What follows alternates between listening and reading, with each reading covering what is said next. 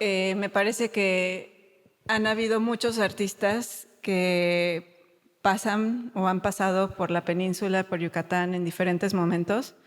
Justamente los principios de los 70 también o finales de los 60 son una época clave y algunos de estos artistas bueno, hemos sabido muy poco o queda un poco en la incógnita los trabajos que a veces llevan hasta en su investigación, en sus expediciones al centro o en medio de la selva. Entonces también en ese sentido es interesante y curioso. A veces parte de la investigación de los que estamos aquí nos quedamos todavía en el proceso.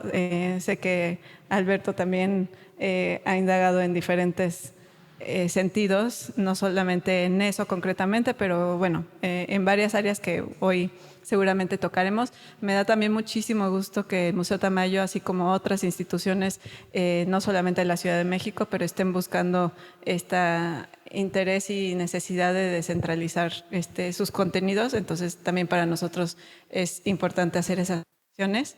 Y bueno, estoy segura que la charla de hoy va a hacer mucho sentido para muchos de nosotros en varios aspectos. Voy a leer un par de introducciones para ambos. Andrés Valtierra es curador y escritor de arte contemporáneo, vive en la Ciudad de México.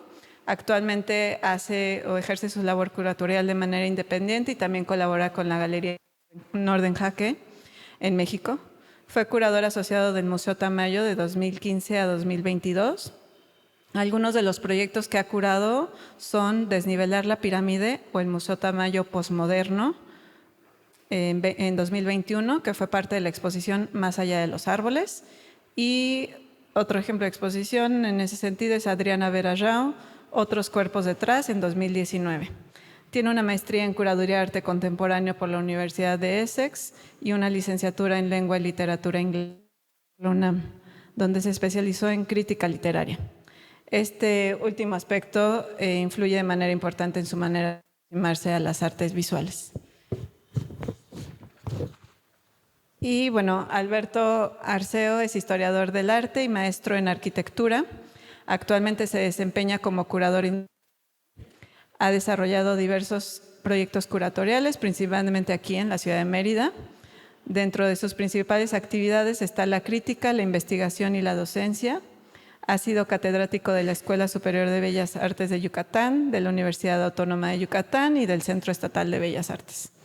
Entonces, bueno, nos pareció muy interesante poder entretejer tanto el cierre de la exposición que se aproxima ya en el Museo Tamayo con el buen pretexto de que la publicación de este proyecto está lista. Entonces, con esa energía, de alguna manera, nos reunimos para presentar este libro, pero también para ir mucho más allá de esa exposición que no está físicamente aquí, que está aquí, la publicación, y poder entretejerlo con algunas otras ideas y proyectos que también Alberto tiene, incluso algunos de ellos en próxima exhibición en el Olimpo y en otros lugares seguramente, o simplemente a nivel investigación.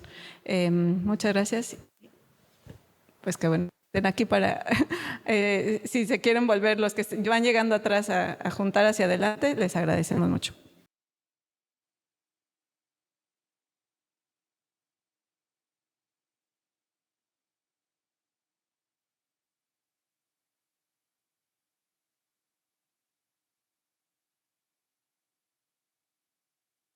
Ay, perdón, listo. Bueno, gracias a todos por venir.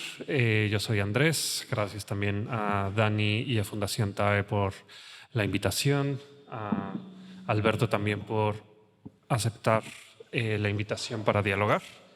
Y pues bueno, yo soy Andrés y quiero platicarles un poco sobre este proyecto que, pues bueno, ya un poco como mencionó Dani, tiene una manifestación física en el Museo Tamayo. Este es un proyecto que inauguró el 15 de julio de este año, que cierra ya también este domingo.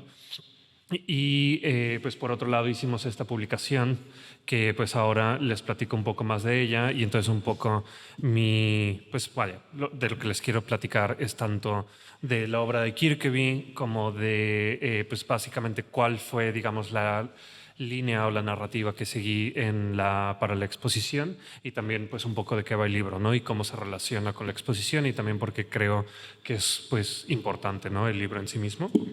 Entonces, pues bueno, Per Kirkeby, antes de esto, es un artista. Ay, tiene que ser acá, ¿va? El de abajo. Bueno, esta es pueden ver acá la portada de este mismo libro. El libro también lo tenemos algunos ejemplares acá afuera. Kirkeby es un artista, o era un artista danés, vivió del 1938 a 2018. Y bueno, es en realidad es curioso porque me parece que es un artista que en realidad no se le conoce tanto en el continente en general, y curiosamente me he encontrado que quienes más lo conocen son artistas, no tanto historiadores del arte o curadores, lo cual a mí me llama mucho eso la atención. Eso por un lado, pero por otro pues bueno, curioso, también es un artista que en Dinamarca e incluso, bueno, en toda Europa, pero particularmente en Dinamarca y en Alemania es realmente muy, muy conocido, y sobre todo como un exponente súper importante de la pintura. Y bueno, también eso, no es conocido sobre todo como pintor, pero para mí este proyecto expositivo inició en realidad con las esculturas de ladrillo, que básicamente es como... bueno, ahorita las vemos. Pues bueno, estas son esculturas literalmente hechas de ladrillo. Kirkeby empezó a trabajar con ladrillos en 1966, y pues bueno, el trabajar con ladrillo fue algo que hizo durante toda su carrera. Y bueno, también tienen la peculiaridad estas esculturas de que siempre tienen que ser hechas con ladrillo local, lo cual a mí me gusta por dos razones. Una de ellas es que de alguna manera acaba anclando siempre el proyecto de manera muy, muy literal a aquel terreno en el que sucede, ¿no? Es decir, esto, si se muestra en la Ciudad de México, son con tierras que yacen alrededor de la Ciudad de México y después se manipulan para volverse ladrillo. Pero también esto implica que tienen colores y tamaños y dimensiones distintas, ¿no? Porque no es lo mismo el ladrillo danés que el alemán, que el mexicano, que el guatemalteco, ¿no? Incluso en cuanto a tamaños, ¿no? Entonces algunas esculturas pueden acabar siendo como un poquito más chaparritas o más alargadas, etc. Entonces eso también me gusta mucho, ¿no? Que tiene como, pues que cada manifestación de cada escultura es distinta en sí misma. Originalmente él hacía estas esculturas como de sitio específico, digamos, los hacía para proyectos en particular, proyectos de galería sobre todo. Y pues después en los 90 fue que empezó él a explorar la idea de que se pudieran seguir reproduciendo en nuevos contextos, ¿no? Pero es por ello también que, como pueden ver, el título es como muy, o sea, dice una ciudad, en este caso Essen. 8, también porque había muchas esculturas, entonces esta es la número 8 dentro de las que mostró en Essen, y se llama Columna Trunca. Bueno, está eso, y algo que también es muy importante mencionar en general de la obra de Kirkeby es que Kirkeby, su formación artística no fue tanto, o no inició en realidad en una escuela de arte. Él llevaba en realidad mucho tiempo teniendo interés en el dibujo, en la pintura, pero principalmente no inició en el dibujo. Pero en realidad él primero estudió historia natural y luego geología. Y esto en realidad fue algo que determinó de manera sustancial su obra, ¿no? En dos sentidos, ¿no? Por un lado, hacía muchas excursiones a sitios que le eran remotos y hacía como dibujos. Ahorita muestro cómo se llama dibujo, bueno, imágenes sobre esto. Y que por otro lado, como que desde mi punto de vista, y esta es una de las líneas centrales de todo este proyecto, que de alguna manera podemos decir que todas sus ideas plásticas, estéticas, vienen o están cruzadas por la geología, ¿no? Bueno, otra cosa importante es que él hizo un viaje en 1971 a México y Centroamérica, y sobre todo estuvo muy, muy enfocado en, como se llaman, sitios arqueológicos mayas. Y pues bueno, él también ahorita les cuento un poquito más sobre cómo se aproximó a estos sitios y cuál fue el impacto que esto tuvo en su obra, pero digamos que son cosas como realmente muy, muy importantes para, pues dentro de su trabajo en general y también pues de este proyecto, ¿no? Y bueno, de estas imágenes también pues justo me gustaría como un poco mencionar que están como por ejemplo pues estas cuestiones que en términos iconográficos tienen una relación muy directa con estos sitios, ¿no? En este caso que puede ser como una suerte de pirámide, aunque en realidad pues el subtítulo digamos de la pieza es columna trunca, y esta desde luego que tiene como esta greca que pues ha sido pues utilizada fue utilizada por los pueblos mesoamericanos para representar, digamos, la serpiente y por extensión a Quetzalcóatl, ¿no? Y bueno, también esta que por ejemplo tiene como estas suerte de escaleras que pues también desde luego tienen una cierta conexión o una alusión a la pirámide y que a la vez esto no quiere decir que él necesariamente estaba simplemente reproduciendo o que era como, pues sí, yo no lo veo como una apropiación iconográfica, sino como que de alguna manera tomó esto y las fue adaptando pues a su trabajo, ¿no? Y pues sí, de este lado, bueno, para esto todas las imágenes, a excepción de dos que estoy y que voy a mostrar, son imágenes que están en el libro. Ahorita les cuento cuáles son las que no están en el libro, pero digamos que estos básicamente son los spreads, ¿no? Entonces, pues sí, literalmente es como se ve. Entonces esta escultura, ángulo, y del lado derecho está uno de los bosquejos que hizo durante este viaje a, ¿cómo se llama? Monte Albán. Pero bueno, como les platicaba, Kirkeby empezó en realidad su formación a mediados y bueno, durante la segunda mitad de los 50 como geólogo y incluso como desde esos años, en el 57, hizo su primera excursión a Groenlandia. Y esto fue algo que él hizo muchísimo, iba sobre todo muchísimo a Groenlandia y a Islandia, pero lo que me interesa de esto es que él hacía como, digamos que esto acabó siendo como una suerte de metodología de trabajo que tuvo también dentro de su proceso artístico, que era básicamente ir como a estos lugares que le eran muy, muy remotos y observaba la naturaleza, pero sobre todo la observaba desde mi punto de vista a través del dibujo. Y yo, desde mi punto de vista, el dibujar también es una manera de pensar y es una manera justamente como de estar analizando aquello que le está mirando. Y es eso, ¿no? Esta cuestión como del desplazamiento, pero de estar viendo también pues todas estas formaciones, ¿no? Que son formaciones pues en un principio geológicas, ¿no? Insisto, ¿no? Como en estos viajes, ¿no? Este es como de un cuaderno de trabajo que llevaba cuando fue a la tierra de Perry, que es justamente en Groenlandia. Bueno, también algo que vale la pena mencionar es que la exposición se constituye por esculturas de ladrillo, por pinturas y también por material de archivo, que el material de archivo Kirkeby lo donó a un museo en Dinamarca que se llama Museum Jorn. Jorn como Asger Jorn, porque Asger Jorn pues él tenía la idea o la teoría de que ¿cómo se llama? Por ejemplo, la arquitectura no sale o no es producto solo de una experimentación con materiales, sino justamente de la observación o sea, no solo de la naturaleza, sino concretamente de la geología, ¿no? Es decir, como que su teoría hubiera sido que la humanidad se dio cuenta de que se podían usar los arcos y que los arcos podrían sostener pues toda una bóveda porque los mismos arcos podían sostener toda una montaña, ¿no? Es decir, como de alguna manera ¿cómo se llama? La caverna es una suerte de arco y como tiene esta misma estructura que pues de ahí empiezan a derivarse, ¿no? Como estas aplicaciones arquitectónicas. Y pues bueno, por ejemplo, él también tiene esta serie de dibujos que él llamaba dibujos con los materiales y hacía las formas y demás, y después hacía estos dibujos y a partir de los dibujos empezaba a crear variaciones de las mismas esculturas. Entonces hay esculturas que son de pronto muy, muy similares entre sí, pero ¿qué es eso, no? Que van teniendo esta suerte de variaciones.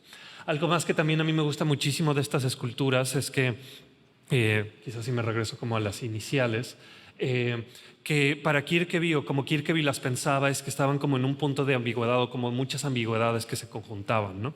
Entonces Kirkeby pensaba que, o sea, su idea es, insisto, no, el subtítulo es columna trunca, y entonces había esta idea de que cuando tú la ves es muy pequeña, es como de este tamaño y pues va al suelo, y como que cuando la ves parece eso, no puede parecer desde luego una pirámide, pero también puede parecer, como lo dice el título, como que se estaba empezando a construir una columna y nunca se terminó, o bien que era una columna y que es lo último que queda, es lo único que queda, es decir, como una suerte de ¿cómo se llama?, de ruina, o también que es también una suerte de ruina, pero que no se ha empezado o acabado de excavar en realidad, es decir, como si fuera la parte de hasta arriba. Y esto sobre todo, pues es un poco más difícil como relatarlo, digamos, en un contexto museo, pero Kirkeby hizo también muchas esculturas en espacios públicos, algunas como literalmente en plazas y demás, pero también muchos en contextos como más naturales, ¿no?, ya fueran parques o incluso en bosques, y es ahí donde se nota todavía más esta cuestión como de esto de lo que está como en potencia de ser excavado, ¿no? Sí.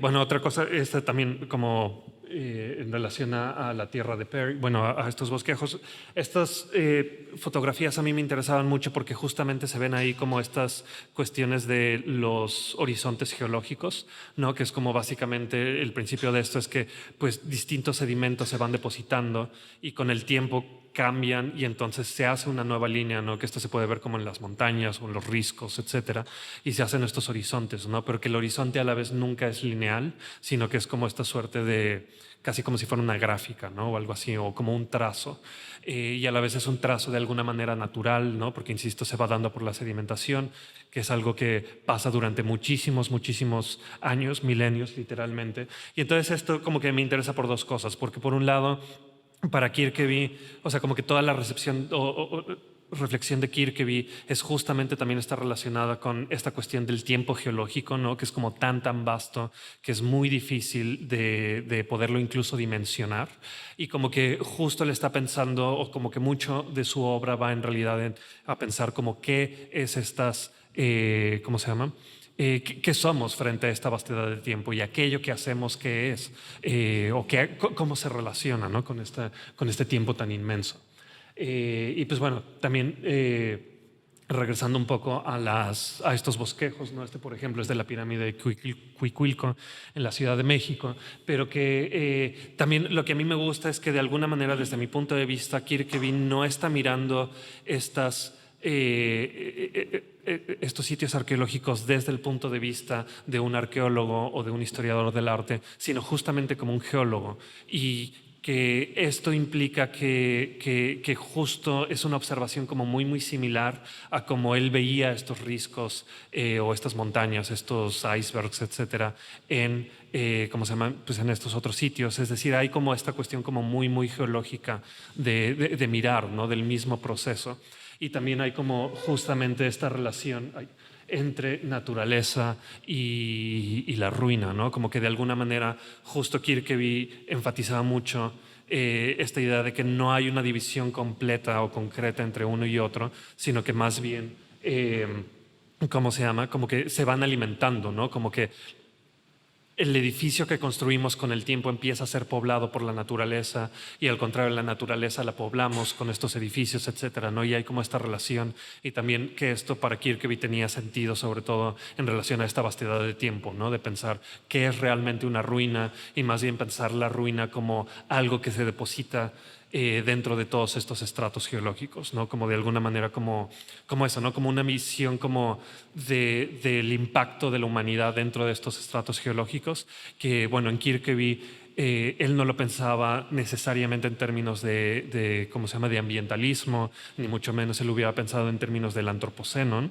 pero creo que justo hoy en día es difícil incluso pensar la obra de Kirkeby sin que te crucen estas ideas por ahí, ¿no? Y que también era como para mí uno de los puntos relevantes de hacer una exposición de Kirkeby hoy en día. Sí. Y bueno, ¿no?, estos son como algunos de los bosquejos que hizo. En este caso, como pueden ver, son en Tikal. Estos, insisto, son bosquejos que están en el libro.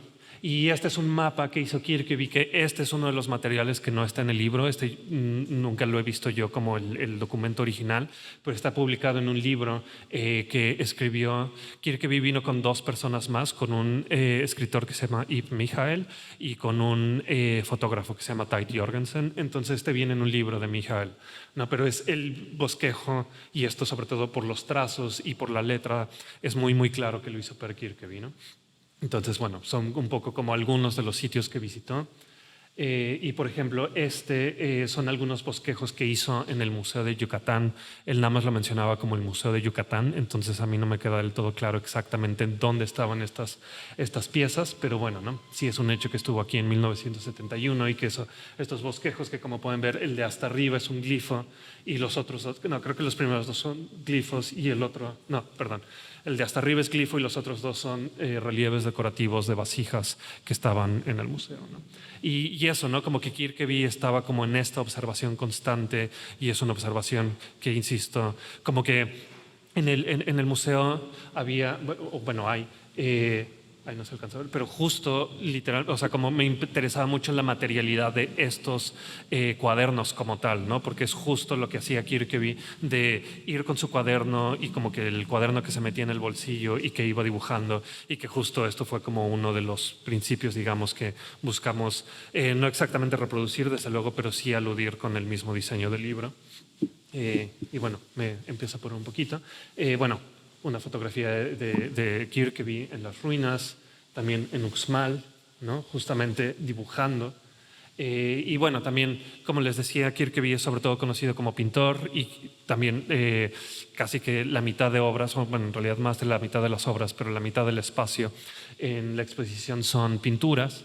Y pues también algo que es muy relevante en la obra de Kirkeby es como esta cuestión de, aquí pues no se alcanza a ver tanto, pero por ejemplo como los ladrillos, finalmente poner ladrillos es poner una capa sobre capa sobre capa, y en las pinturas también iba haciendo esto, ¿no? Iba como, en realidad hay muchísimas capas, como que es muy difícil incluso como dilucidar cuáles son los colores de fondo, ¿no? Es como, pareciera que hay un morado, pero cuando piensas que es el morado hay como un rosa detrás, etcétera, etcétera. Y también Kirkeby como que ponía muchas capas y después las iba quitando.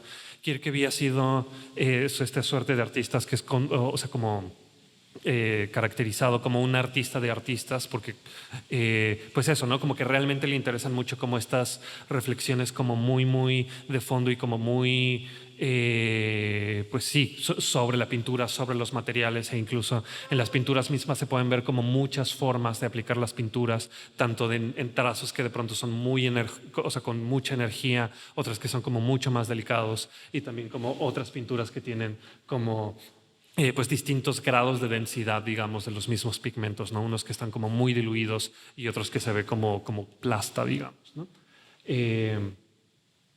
Pues sí. Y también quería como nada más mencionar un poco como los, ¿cómo se llama? Contenidos del libro. Hay una breve introducción mía. Algo que también es muy importante mencionar es que Kirkeby trabajó en muchísimos soportes, ¿no? La exposición, como les digo, se centra en las esculturas de ladrillo, que empezó a hacer en el 66, pinturas que empezó a hacer desde muy temprano, como pues sí, muy al principio de los 60, pero también trabajó, por ejemplo, con esculturas, hizo esculturas en bronce, que esas las empezó a trabajar en los 80, hizo muchos collages, de pronto encontraba pinturas y las intervenía, pero también algo que era muy importante es que justamente él también escribía, ¿no? Y escribía tanto textos críticos sobre pintores que le parecían como muy relevantes, ¿no? Algunos muy canónicos, sí, como para todos, digamos, pero otros como pintores que para nosotros pueden no ser tan cercanos, ¿no? Como pintores románticos súper específicos de Noruega. Y también escribía muchísima poesía. Justamente el título de la exposición, Evocación de la Posteridad, viene de un poema de Kirkeby. Entonces, justamente por eso nos parecía al museo y a mí como muy relevante mostrar, o pues sí, como dar acceso también a los escritos de Kirkeby.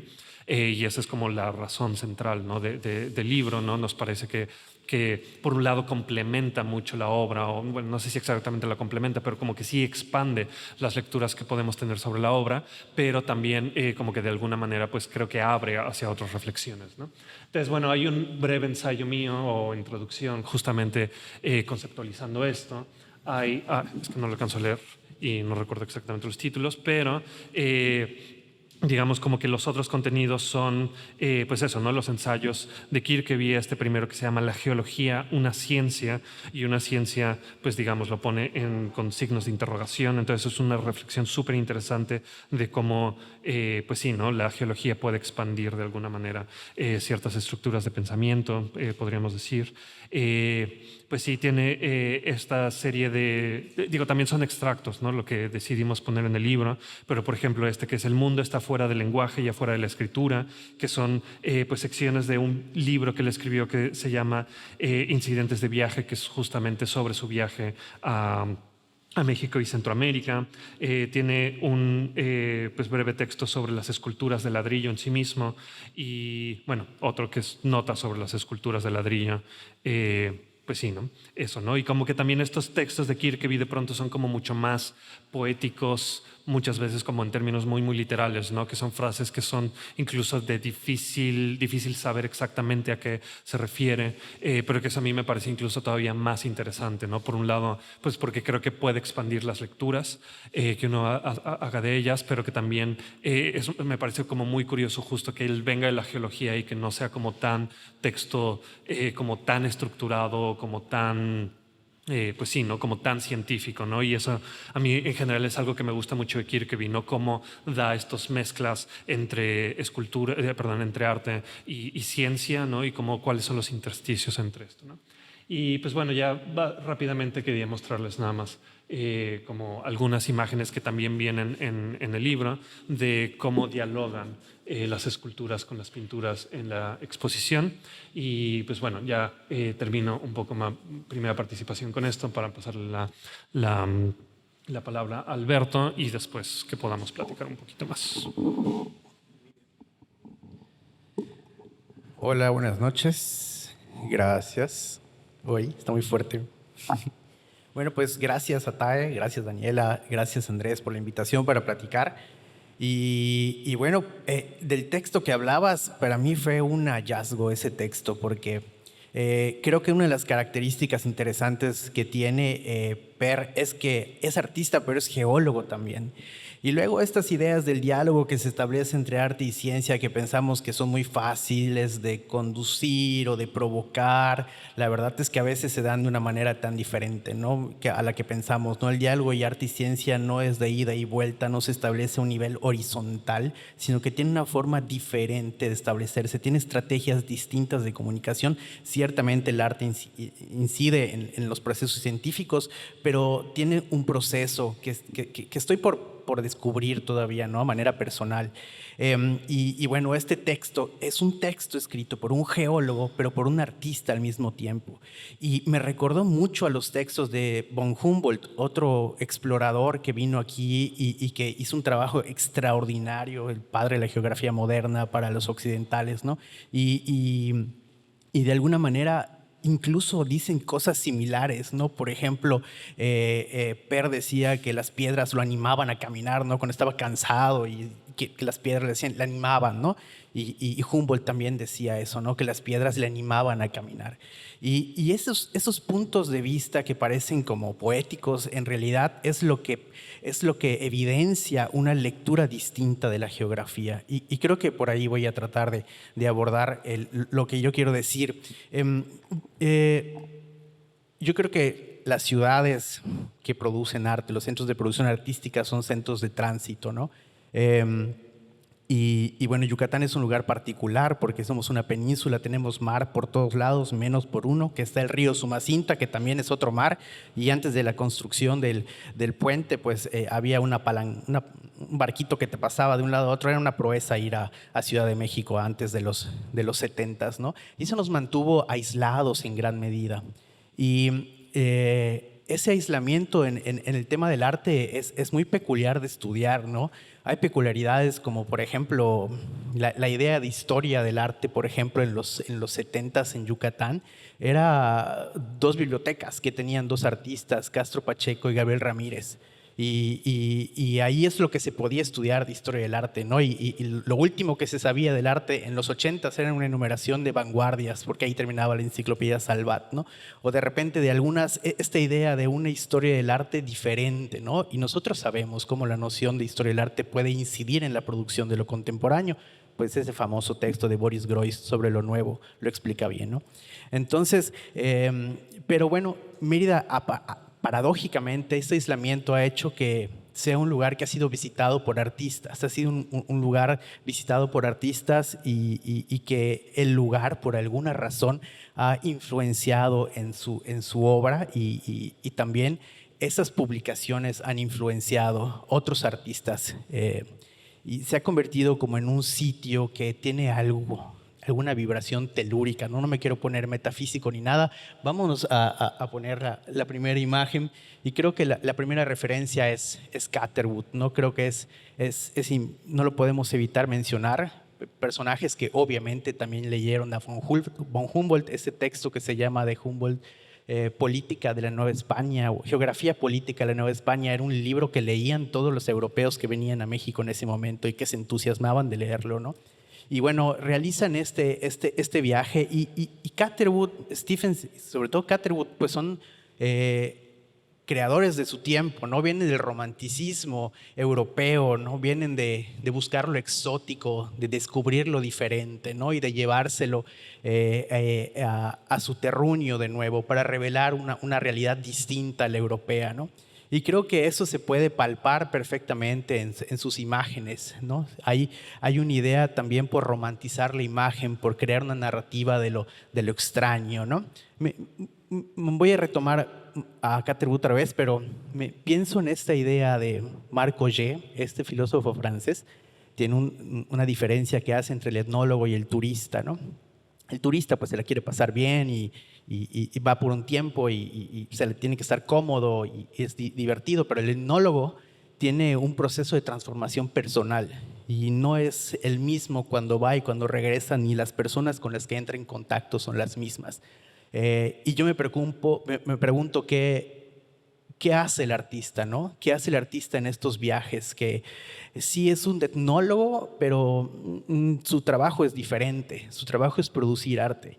Y en este sentido fue un hallazgo para mí también encontrar el texto de Per Kikkerby, porque es una respuesta desde el arte. ¿Qué hace un artista cuando viaja? Ahí hay una respuesta. Para mí es difícil a veces dilucidar así, ver con exactitud hacia dónde van los textos, pero creo que en él tiene como esa convergencia entre arte y ciencia muy explícita, ¿no?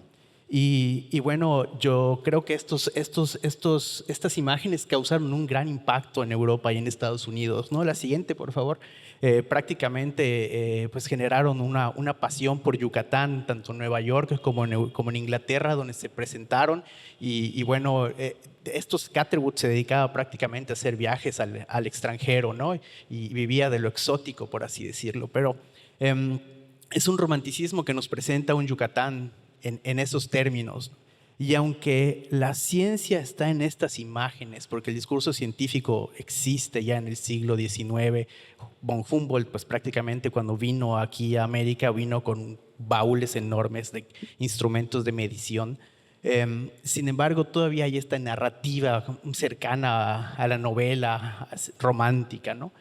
Y es diferente para otros artistas que vienen ya en el siglo XX, ¿no? Esta es otro más del siglo XIX, es la fotógrafa Alice Dixon, que viene con el francés Le Plongeon, que viene a pues, hacer descubrimientos arqueológicos. Hay una serie de polémicas alrededor de Le Plongeon, pero pues lo que tenemos ahí es el vestigio de lo fotográfico y una intención por tratar de mostrar y evidenciar en las imágenes la idea de lo exótico, ¿no? La ruina como ese lugar extraño, ¿no? Tanto el turista como el etnólogo como el artista tienen un primer acercamiento de extrañamiento entre la imagen. Hay un distanciamiento que hay frente a esa realidad y de ahí parten de manera distinta. La siguiente, por favor.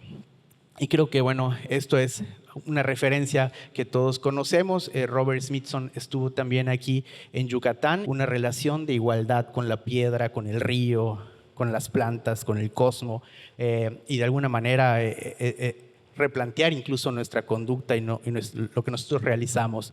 Es un giro también al extractivismo, ¿no? Y dejar de pensar en esta idea de extraer al infinito sin límite. Y bueno, todas estas cosas que ahora entendemos como antropoceno, ¿no? Como esa categoría de crítica cultural para reflexionar acerca de lo que estamos produciendo, ¿no?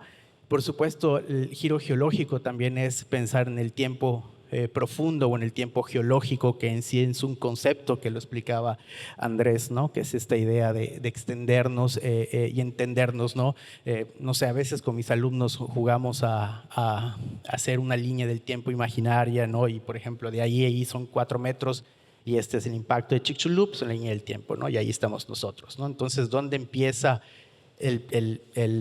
la creación del mundo? Pues son casi 300 metros y nosotros somos como 1 milímetro para entender la dimensión de la existencia del Homo sapiens en relación con la historia del mundo, ¿no? Y un poco el giro geológico es abrazar la catástrofe, es abrazar la inminencia y la destrucción que va a llegar seguramente para nuestra especie y revisitar nuestra existencia a partir de ese entendimiento de que somos un proceso más en la transformación del planeta Tierra, ¿no?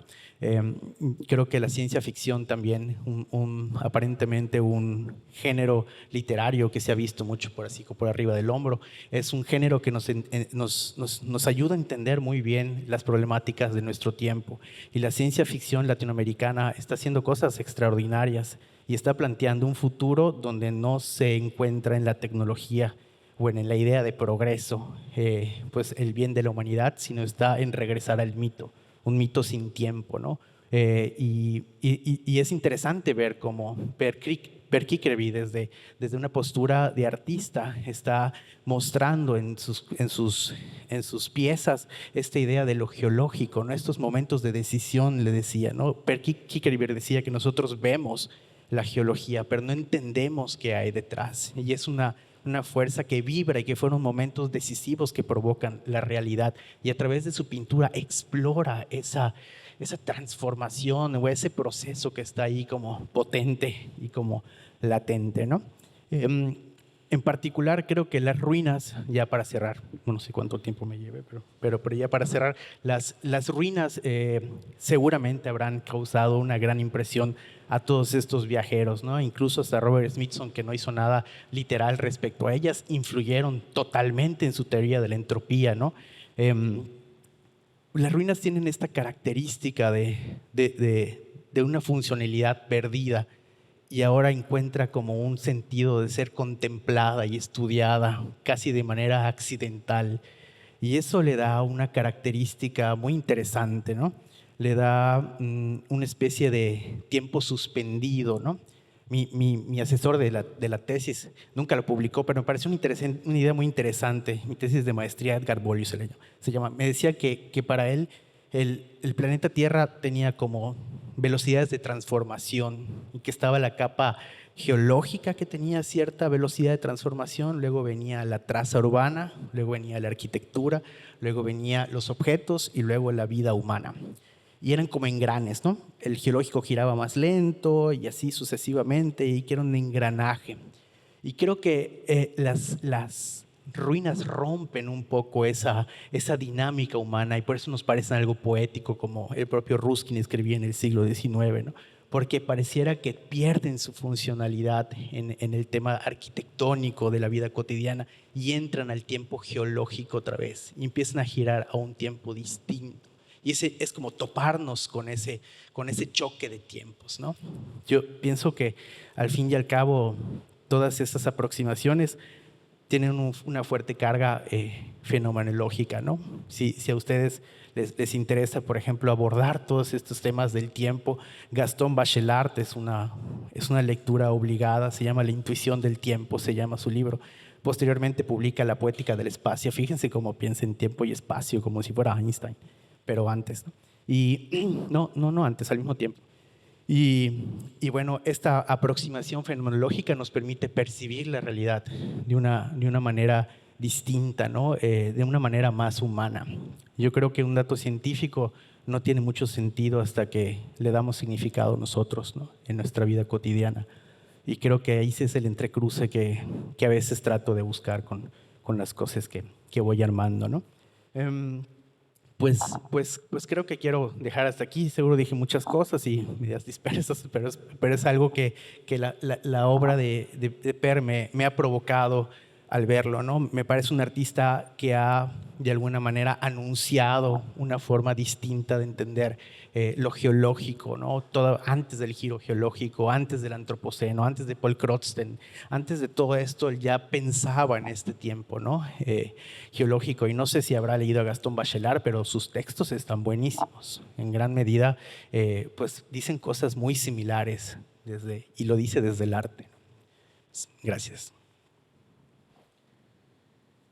Abrimos algún comentario. Bueno, pues, ¿qué les pareció? ¿Tienen alguna pregunta, algún comentario? ¿Quieren decir algo al respecto? ¿Qué les parece la obra de Per?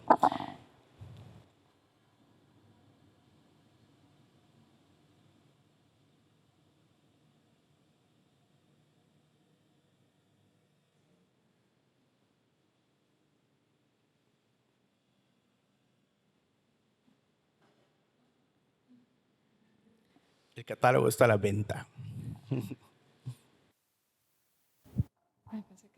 Vamos a dejar, yo creo, uno abierto, bueno, un par ahí abiertos para que obviamente los puedan ojear y sí está a la venta. Sí, igual, sí, están muy buenos los textos. ¿Alguien que se anime a algo? ¿Alguna curiosidad, algo que se hayan quedado? Sí. Bueno, te lo paso por la... Hola, ¿qué tal? Buenas noches y felicidades por la charla. Es muy interesante lo que nos han compartido. Yo estoy un poco reflexionando en torno a la geología como un sistema de escritura también abordado por los artistas. No sé, dentro de lo que acabamos de ver y el conocimiento que tengan con otros artistas que han utilizado esta ciencia, si me podrían como ayudar a organizar ese pensamiento un poco.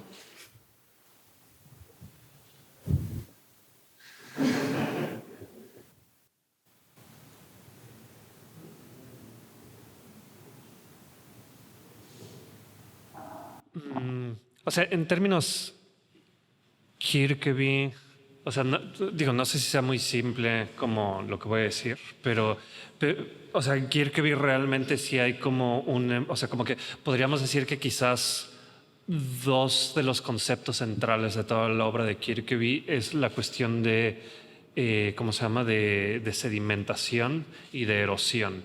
Y como que en realidad toda su obra está cruzada por eso. Y algo que, o sea, como que ya era como demasiado para mencionarlo acá, pero, o sea, como que incluso como que justamente es algo que, sé que no es escritura exactamente, pero que es algo que él lleva hacia su obra escultórica, que también la obra escultórica tiene como esta cuestión de casi ser arquitectura, pero no ser exactamente arquitectura, ¿no? Porque nunca es del todo habitable, nunca es del todo funcional.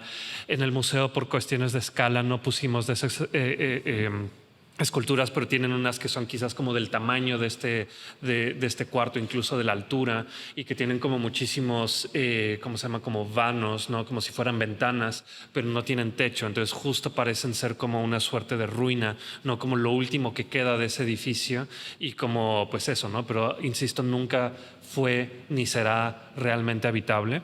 Pero también como a lo que iba es que como que en Kirkeby hay también una reflexión constante sobre esta cuestión del ornamento, ¿no? Porque el ornamento como que digamos que en historia del arte se le suele pensar como que está la estructura y después se le pone el ornamento, ¿no? Como en una iglesia barroca, ¿no? Como que no necesitas todas estas cuestiones como churriguerescas, digamos, para que se mantenga la escultura, digo, la estructura arquitectónica, pero Kirkeby más bien justo, y creo que como muy de la mano con pensamientos del estructuralismo francés, que él no lo citaba ni referenciaba directamente, es decir, no sé hasta qué punto, o no me queda todavía del todo claro a qué punto es que lo toma, o más bien son como que llegan al mismo punto de alguna manera, pero es esta cuestión de que el ornamento, si quitas el ornamento, ya no es la misma obra, y que muchas veces el ornamento se tiene que sostener a sí mismo, y entonces en ese sentido es también estructura, ¿no? O que lo estructural acaba siendo un ornamento, ¿no? Como estas vigas, ¿no?, que sostienen el techo son estructurales, pero también son ornamento, ¿no? Porque acaban dando algo. Entonces, y creo que es algo que también de alguna manera Kirkeby, o sea, como que digamos, esto es a lo que me refiero con que las ideas geológicas para Kirkeby o las ideas estéticas para Kirkeby vienen desde la geología, y que es algo que también finalmente acaba permeando también en su escritura, y que supongo que también en términos de escritura, en el sentido de que un texto estás tejiendo, ¿no? Como que finalmente la palabra texto es como, viene de ahí etimológicamente, pero que también es esta cuestión como de capas, ¿no? De ir haciendo capas. Sí. Tal vez como un lenguaje se convierte como en un lenguaje más que en un sistema de escritura. ¿Podríamos decirlo así? Sí. O sea, no lo había pensado así, pero creo que sí, un poco. Sí. No sé si tú quieras agregar algo. Pensar, no sé, lo geológico yo lo entiendo un poco como algunas de las características que mencionaba del tiempo profundo, de lo no humano, lo no vital al mismo nivel que nosotros, el reconocimiento de las diferentes escalas, el marco del antropoceno y todo eso. Bueno, yo leo ciencia ficción y ni modo de lo que te puedo hablar, pero hay una novela que se ha hecho mucha referencia que se llama La Quinta Estación, de N.M. Jemisin se llama, es una norteamericana que es una novela donde las mujeres entran en contacto con la tierra y pueden mover la tierra, ¿no? Y obviamente es ciencia ficción y tiene este tipo de narrativas, pero detrás hay todo un entendimiento diferente de lo geológico, ¿no? Y hay como una especie de relación con ello, ¿no? Como esta novela del chileno, se llama Andrés, ahorita te digo el nombre, lo busco y te digo, donde las mujeres pueden hablar con el agua, ¿no? Pero la manera en que desarrolla esta conexión no es de una manera de fantasía, sino establece como una especie de ciencia oculta, uno descubierta, que como si en el siglo XV prendiéramos un foco, ¿no? Y nos dijeran que es magia, un poco establecen un poco esta relación de cómo se puede hablar con el agua, ¿no? Pero en estas... lo interesante de la ciencia ficción es que cuando te hablan del futuro, en realidad te está hablando del presente y te está mostrando estas nuevas líneas de entendimiento de lo geológico, que bueno, me parece interesante a mí.